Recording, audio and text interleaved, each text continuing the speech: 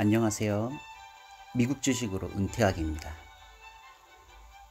이게 아침에 놓고 하는지, 밤에 놓고 하는지, 점심에 놓고 하는지에 따라서 목소리가 좀 가라앉기도 하고, 톤이 올라가기도 하고 왔다 갔다 하네요. 최대한 밝게 얘기하고 싶은데 가끔 너무 피곤해서 목소리가 가라앉더라도 이해해 주세요. 오늘은 주식을 하면서 가장 크게 지금 현재는 저에게 이유가 되는 것 중에 하나인 배당금에 대해서 얘기해 보려고 합니다. 처음에 주식을 할 때, 그러니까 전 이번 연초에 이제 주식을 제대로 한번 해봐야겠다 생각했을 때, 그냥 주식은 회사에 주식을 삼으로써 투자를 하고 시간이 흘러서 그 회사의 가치가 올라가고 주식 가격이 비싸지면 그때 다시 팔아서 그 차액으로 주식의 수입을 얻는 건 줄 알았는데요. 와, 배당금이란 게 있더라고요. 배당금이 뭐냐면 회사마다 그 주식을 산 사람들한테 회사가 잘 돼서 이익을 남겼을 때 그 이익을 그 주식을 산 사람들한테 돌려주는 거예요. 여기서 주식을 산 사람들을 주주라고 하더라고요. 주주들한테 매년 번 회사의 이익을 돌려주는 걸 이제 배당금이라고 하고, 이제 각 회사마다 보면 배당률 몇 퍼센트를 돌려주는지, 그 주식의 몇 퍼센트를 이제 돌려주는지에 대한 것들이 있는데요. 지금 화면에 보이는 이 디비든드란 게 사전 찾아보면 이제 배당이라고 되어 있어요.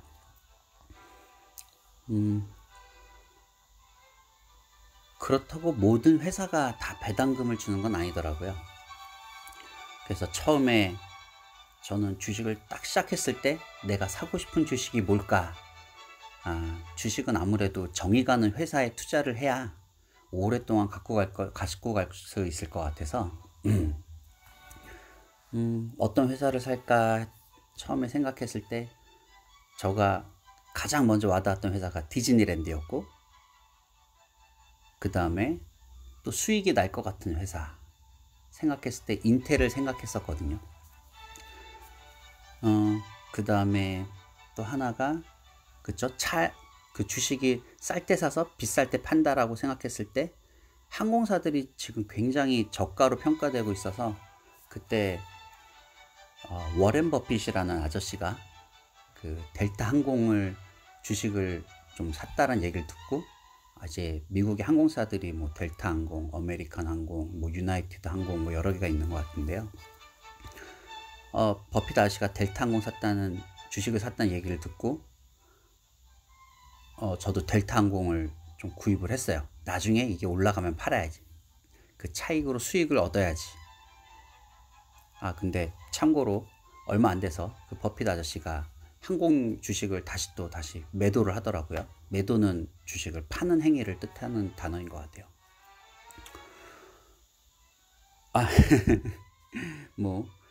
워렌 버핏이란 분이 주식 쪽을 살펴보다 보니까 투자 회사를 운영하면서 굉장히 나름 투자를 잘한다고 사람들이 얘기하는 분인 것 같아요. 항상 맞는 건 아니지만 또 그분 얘기하는 거를 따라서 주식을 투자하시고 성공하신 분들도 많은 것 같고, 그래서 이제 주식을 하다 보면은 저 같은 경우는 존 리라는 분, 워렌 버핏이라는 분, 또 전 개인적으로 경제 유튜브를 보다 보면은 김일구 상무님이라는 분, 그리고 매일같이 재밌게 즐겨보는 매미남님, 이렇게 주식에 대해서 얘기해 주시는 걸 듣고 있는데요. 우선은 배당금의 얘기를 하다가 다시 이쪽으로 흘러왔네요. 우선은 배당금이란 거 생각 안 했을 때는 그렇게 델타항공, 인텔, 디즈니 이 세 개의 주식을 처음에 샀었어요. 그리고 시간이 흐르면 오르고 그때 팔아야지 했는데, 주식을 사놓고 그냥 마냥 기다리는 게 쉽지는 않더라고요. 이게 제가 현실적으로 할 수 있게 하기 위해서는 중간중간 나의 레벨을, 어떤 레벨이 올라가는 거를 보는 재미가 있어야 되는데, 보면은 디즈니 같은 경우에는 몰랐는데 회사가 어렵다고 이제 배당금을 안 주고 있고요. 인텔 같은 경우에는 샀었는데 다른 반도체 업종에서 치고 올라오면서 뭐 가격도 좀 떨어지고 있고, 그다음 배당률도 그렇게 높지 않고 한 2%대였나 그랬던 것 같아요.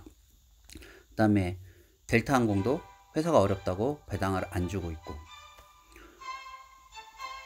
그래서 처음엔 배당금에 대한 내용을 모를 때니까 그렇게 사놓고 그냥 기다리자 했는데 또 재미가 없는 거예요.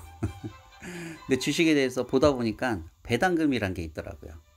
제가 설명했듯이, 그래서 매월 배당금을 받으면서 주식을 유지하면 이게 나름 재밌겠는데, 주식이 오르던 내리던에 상관없이 배당금을 그래도 받으니까 그걸로 좀 뭔가 계속 주식을 이어나가는 재미가 될 수 있겠다 라는 생각도 들었고, 이 배당금으로 이제 꿈을 꾸게 된 게 나중에 이걸로 은퇴 준비란 게, 이 배당금으로 한 달에 100만원에서 200만원 수입이 생기게 되면 너무 좋을 것 같은데 생각하게 됐어요.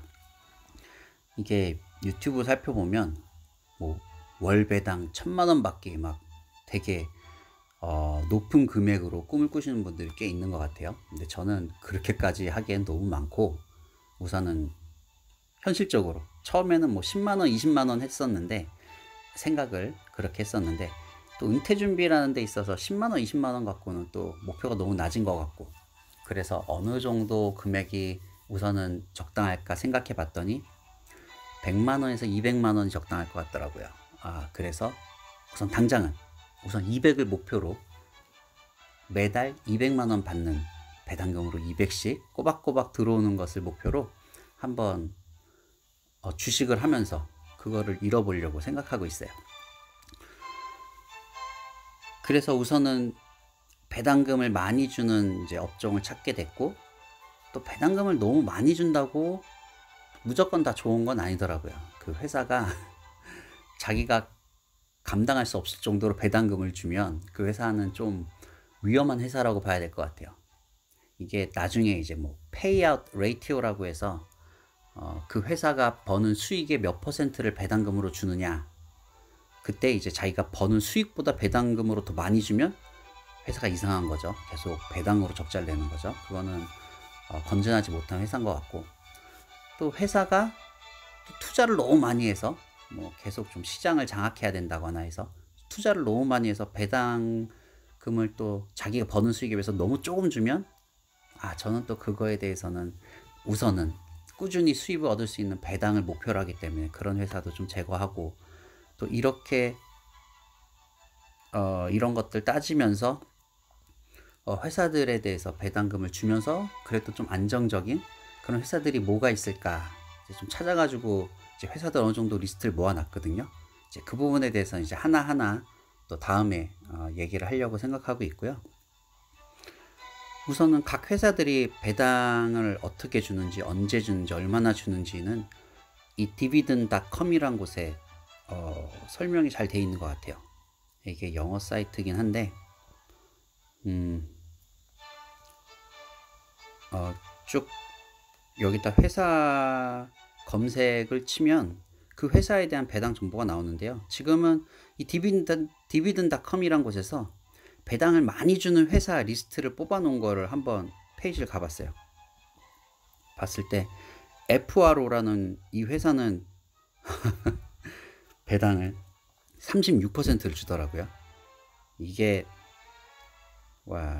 내가 만약에 주식이 100달러라고 하면 100달러짜리 주식을 사면 1년에 36불을 배당으로 준다는 얘기인데, 이런 회사가 단기간은 좋은 것 같은데 이 회사가 오래 갈 수 있을지 모르겠네요. 이게 36%나 배당을 주게 되면 남는 게 없을 텐데, 이런 회사는 아마 망하기 직전에 좀 배당을 왕창 주면서 뭐 주가를 좀 끌어올린다거나 뭐 이런 생각을 한 회사일지 있지도 않을까라는 생각도 들고요.